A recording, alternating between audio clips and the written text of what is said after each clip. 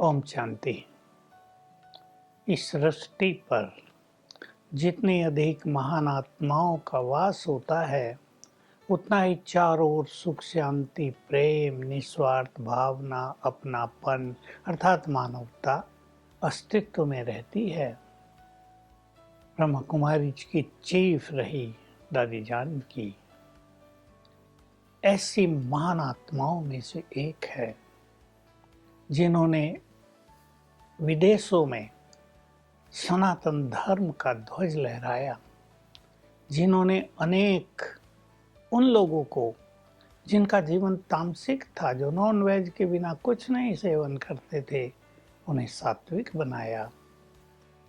उनके नेतृत्व में भारत के अतिरिक्त संसार के 140 देशों में शिव बाबा का संदेश मिला।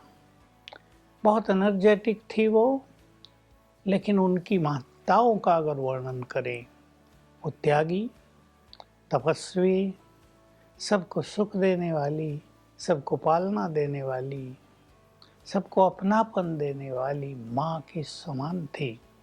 मुझे उनके साथ उनके सामीप्य में आने का बहुत मौका मिला है, क्योंकि वे डेली ही नाश्ते से पहले किचन में आती थी और सभी को क्लास कराया करती थी। बहुत साहसी, तबीयत बहुत ऊपर नीचे होते हुए भी क्लास करना कराना कभी नहीं छोड़ा। कोई बहाना नहीं, ये नहीं मैं क्लास क्या कराऊं, सदा एवर रेडी। और तपस्या की तो उनकी बात ही निराली है। वही एक ऐसी आत्मा थी इस भगवान के द्वारा रचे गए महान यज्ञ में, जो वैराग्य से परिपूर्ण थी, जिनको अपने लिए कुछ भी नहीं चाहिए था, जिनका सर्वस्व दूसरों के लिए था।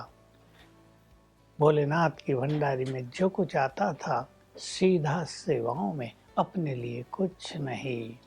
इसलिए उनका स्लोगन ही था, सादगी, सफाई, नम्रता। बहुत नम्रचित थी।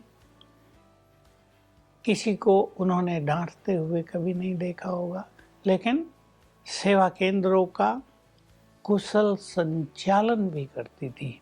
जहाँ शिक्षा देनी होती थी, वहाँ शिक्षा भी देती थी, साथ साथ प्रेम भी देती थी। यही बाबा से उन्होंने सीखा था।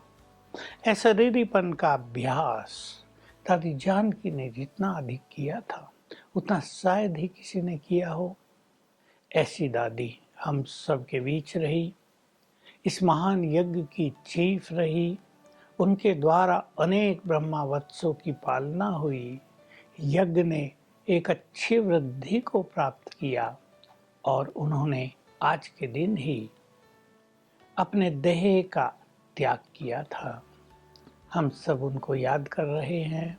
हमारा याद करने का लक्ष्य उन जैसा गुणवान बनना होता है, और अगर हम कुछ अच्छे गुण जीवन में धारण करेंगे तो यही हमारी सच्ची उनके प्रति श्रद्धांजलि होगी।